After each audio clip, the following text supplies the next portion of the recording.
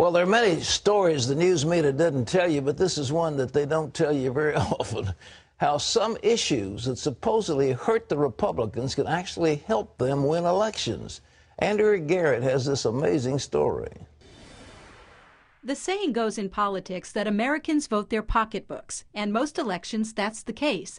But in his new book, The Case for Polarized Politics, Jeffrey Bell, a former economic advisor to President Ronald Reagan, says social issues sometimes come to the forefront as well, and he says those favor Republicans.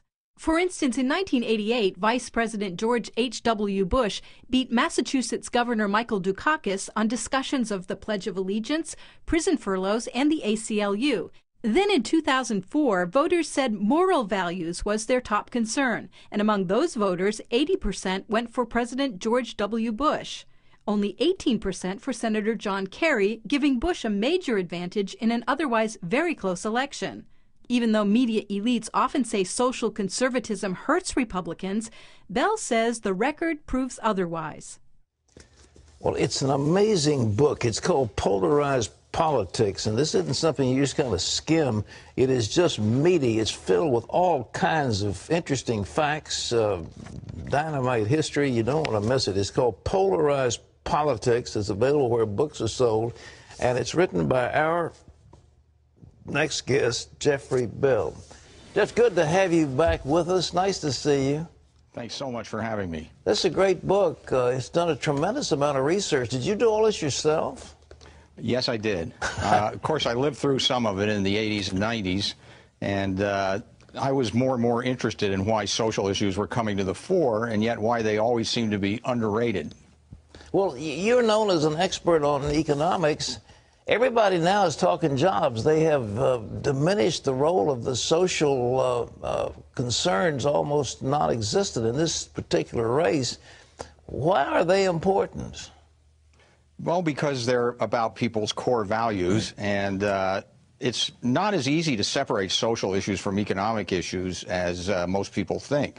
I think Rick Santorum has done a great service by relating the decline of the family to economic problems. So it's really silly to separate the two, particularly when the sexual revolution in Western Europe, which is basically unopposed there, has resulted in a fertility rate that is way below replacement and is aging the workforces and really sending a lot of those countries out of existence. Well, they jumped on me when I was involved in politics. This one writer up there at the Boston Globe said I considered that the woman's womb was a national resource, but the truth is we have suffered tremendously by the declining birth rate, haven't we? Tremendously. It's hurt all our entitlement programs as we have fewer and fewer workers paying for more and more retired people on Social Security and Medicare. And the truth is that an aging workforce is always going to be somewhat less dynamic and less productive than a youthful workforce. We're better off in Western Europe and Japan, but it's still an increasing problem here. Well, with these issues, they keep coming up. How come the media ignores them or scorns them? What is it to the cast in the media? Well, there's a kind of stereotype, which is that a Republican candidate for president can use them in winning the nomination, but then they become irrelevant and you'd have to go under the radar with them in the general election. Between 1976 and 1984, the Democrats went from 62% of born-again Protestants to 19%, according to the 1984 exit polls. That was Reagan's advantage over Mondale, 81 to 19. And those were general elections. Really, you were the person historically who brought them into nomination battles with your tremendous showing in Iowa in 1988. But both before and after 1988, social issues were moving voters in the general elections.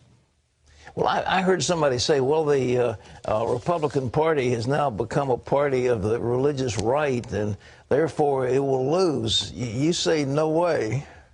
You know, the elections where we leave social issues out seem to be the ones where candidates never quite get up to snuff. The Bush campaign, as your bumper showed, profited from social issues in '88. Then they totally dropped them in '92 after Pat Buchanan's convention speech, which was a pretty feisty one. But still, Bush didn't have peace and prosperity on his side because the Cold War was over. People didn't value his foreign policy skills as much, and the recovery was anemic. So sticking to peace and prosperity was the biggest mistake the Bush campaign could have made in '92. Nixon used to have a major issue on jobs, and then there was a subtext that he'd be playing on radio stations and so forth, talking about the social issues. Is that the way to play it, or should it be up front as the major thrust of a campaign? Well, it depends on the year. Obviously, this is not a year, the 2012 cycle, when you're going to neglect joblessness and economic issues and the stagnant economy in general. But there's no question that when Obama, and this is really in the DNA of the Democrats and the left, when he decided to restrict religious freedom in making Catholics pay for sterilization, contraception, next-day abortifacients, and things like that, he had a tremendous reaction and started changing his tune on exactly what it was that he was doing. And even in blue states, these social issues have had a big effect. For example, up in Massachusetts, Senator Scott Brown was running even with a strong challenger, Elizabeth Warren, until they disagreed on this issue of forcing the Catholic Church to provide these services. Then, for the first time since Elizabeth Warren got in, Senator Scott Brown took the lead by 5 to 10 percentage points. Was that a coincidence? I don't think so. The two candidates disagreed very publicly on that social issue. Jeff, you know, there was a woman, a law student at Georgetown University, who appeared before a congressional committee, and she said that students needed $3,000 a year for contraception and that they couldn't afford it. And as I understand, the Catholic school was supposed to pay for it. Now, Catholics say that fornication, if you will, sex outside of marriage, is a sin. And yet this woman is saying, I'm going to be committing sin, but I want you to pay for my sin. Now, am I overstating that? Isn't that, I mean, Rush Limbaugh got a little bit, you know, over the top on that thing, but was that what it amounted to? I honestly think that the left, their greatest achievement is the sexual revolution, and they want to complete the job of imposing the values of the sexual revolution on everybody else, including those who have held out and disagree with some aspects of it. They've been this way since the 1790s. When the word the left was invented, that was all about tearing down the existing social institutions and political institutions. Yes, the royalty and the nobility, but also the left from the beginning in the 1790s with the Jacobins and Robespierre wanted to attack organized religion and the traditional family. And they have never changed in that regard. Every left movement has been about getting rid of traditional institutions. So Obama's playing right down to that playbook. Is that what you're saying? I think he's being true to it. I don't think he calculated the potential damage of doing this to the Catholic Church, because it's in the DNA of the left. That's why the issues are unavoidable, why they're going to keep coming up, because the left is going to insist on that. One last thing. I understand that you want to go back to a gold standard. Is that takes you away from the moral aspect and goes to the economics?